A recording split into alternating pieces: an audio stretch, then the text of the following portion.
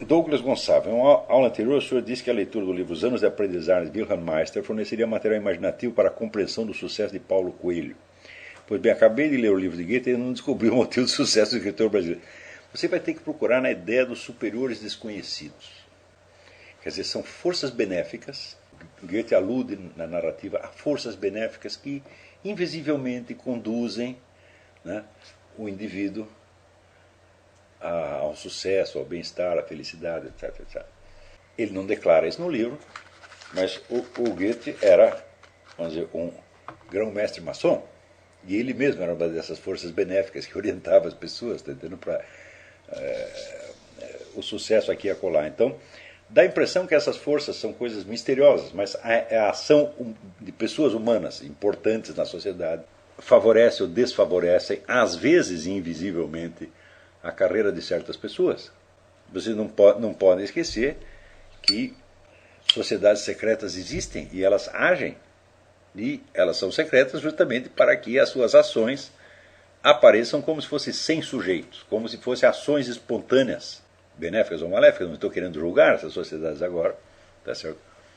Mas no livro do Goethe a mera sugestão de forças benéficas invisíveis que conduzem a carreira do cidadão.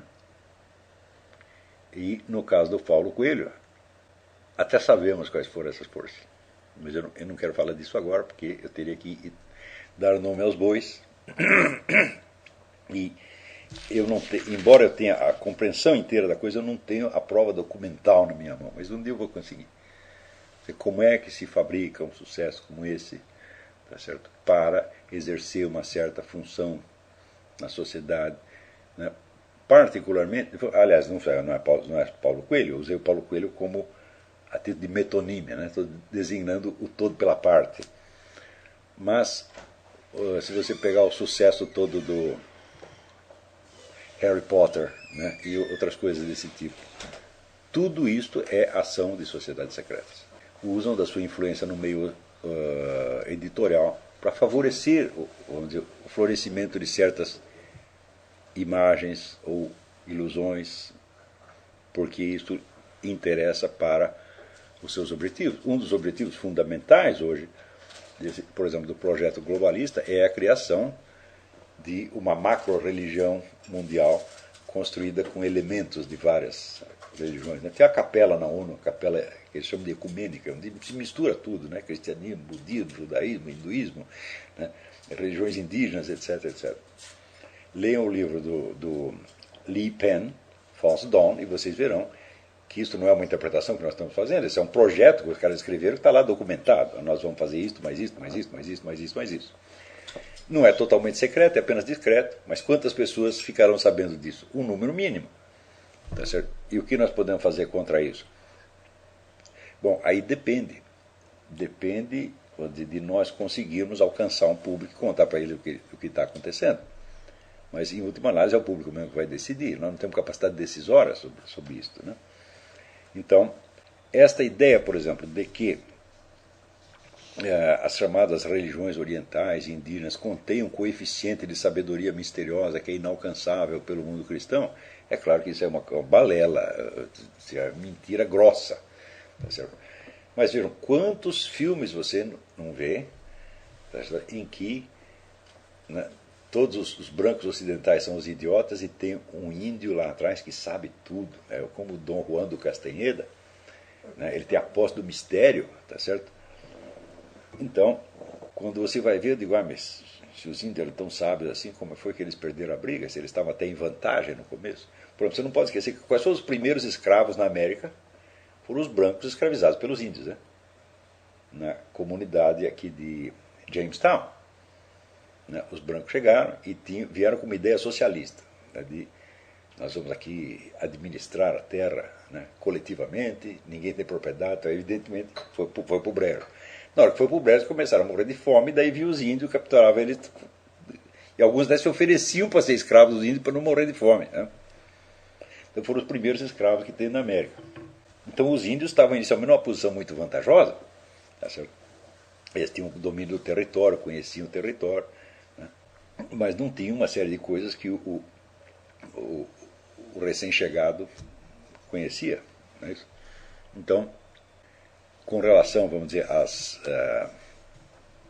a famosa metafísica oriental do René Guénon, se vocês pegarem os últimos livros do Jean Borel começou como um guénoniano de estrita observância, e os últimos livros dele são terrivelmente anti-guénonianos, embora ele tenha toda aquela afetação de respeito, etc., mas ele está destruindo tudo que ele fez no começo. Né?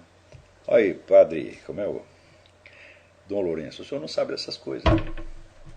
Provavelmente alguém chegar lá com o livro do Jean Borel e falar, não, Jean Borel é herético. Eu falava, é herético, meu filho, mas acontece que ele está fazendo um malefício à heresia como nenhum católico jamais conseguiu fazer.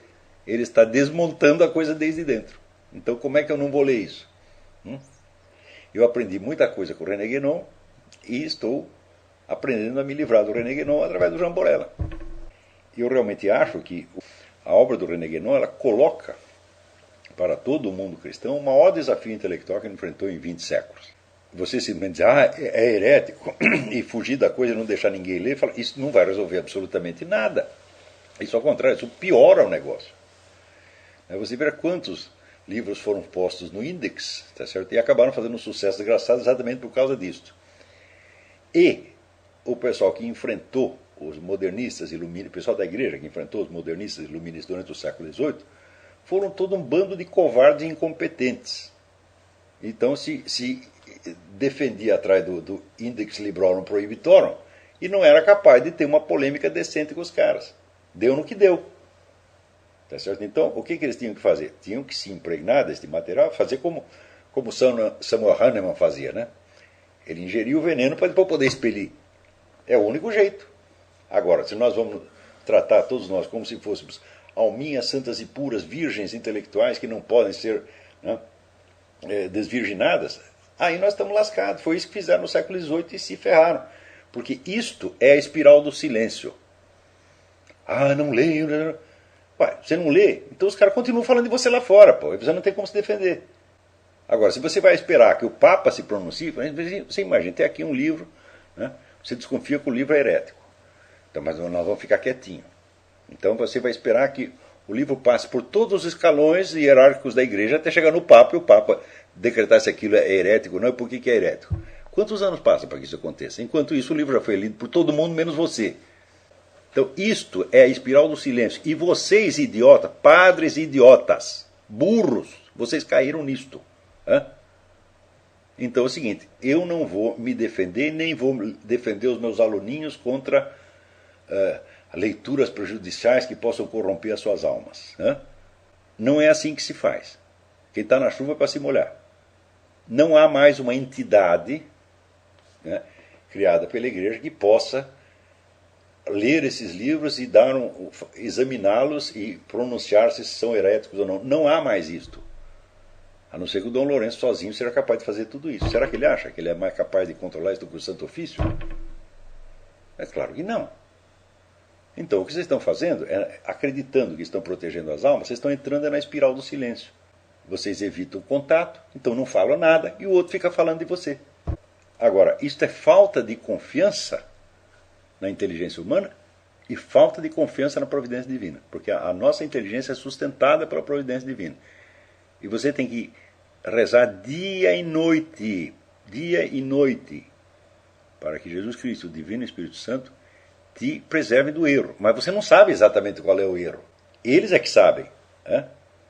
Você tem que fazer um esforço sincero, tem que aderir, né, de coração à revelação divina, que é uma coisa que nós não poderíamos nos dar, e que não é propriamente conhecimento. A revelação divina faz parte da estrutura da realidade e não do nosso conhecimento, isso é importante. A revelação divina não é uma doutrina, é um elemento estruturante do próprio universo. Né? Então você aderir a isso e dizer, olha, é como o filósofo romeno Petre Tzutzea, que foi um mártir, quase um santo. E dizia, a única coisa fixa é o Evangelho do Nosso Senhor Jesus Cristo. O resto é tudo uma confusão. Mas o fato é que nós estamos no meio dessa confusão. E o Evangelho não vai me dar resposta para tudo.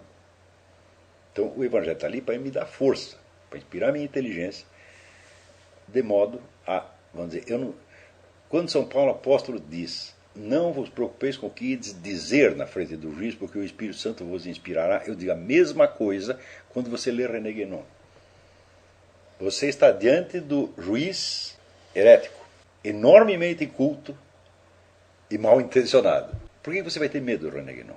Se não é para eu ter medo do juiz, e se não é para eu ter que levar um discurso preparado de antemão perante o juiz que pode me pôr na cadeia, por que eu devo fazer a mesma coisa perante o René Guénon, que só pode botar uns pouco de minhoca na minha cabeça? Porque se eu posso arriscar a minha vida, confiante em que o Espírito Santo me inspirará, por que eu não devo confiar que ele vai me inspirar? E por mais trabalho que dê, eu digo, você entra dentro daquela armadilha guénoniana e diz: um dia eu vou sair daqui, o Espírito Santo vai me levar. Se houver mentira aqui, ele vai me mostrar. Por que não ter esta confiança? Por que a gente deve apostar no temor? Se o temor nos induz, vamos dizer, a ficar quieto ou a tomar perante essas coisas uma atitude de mero protesto impotente para derrubá-las intelectualmente. Então, olha, de tudo o que os católicos escreveram contra as doutrinas do Guénon desde o início, nada se compara ao que o Borella está fazendo agora. Porque ele pega todo aquele negócio oriental e maçônico, não sei o que vem no Guénon, pega as partes positivas, criativas e benéficas desse ensino do Guénon e diz: olha, sabe de onde ele tirou tudo isso aí? Tirou da Igreja Católica e diz que é do outro lado. Aí sim você derruba o cara, porque, como dizia Nietzsche, não se derruba senão aquilo que se substitui. Então, o Borella pode ter feito muito erro no começo da sua vida, porém o que ele está fazendo agora é digno de agradecimento. Ele nos explica coisas, vamos dizer, que nenhum católico tinha entendido antes dele. Então, não tenho medo de ler nenhum livro aqui. Agora, eu também não fico recomendando montes de leituras para vocês, fico? Aliás, eu nunca disse para ninguém ler o Borella no contexto deste curso. Ele não foi uma leitura obrigatória. Eu digo, um dia vocês vão ler, e vocês vão... Quem quiser ler agora, lê. Quem quiser ler depois, lê.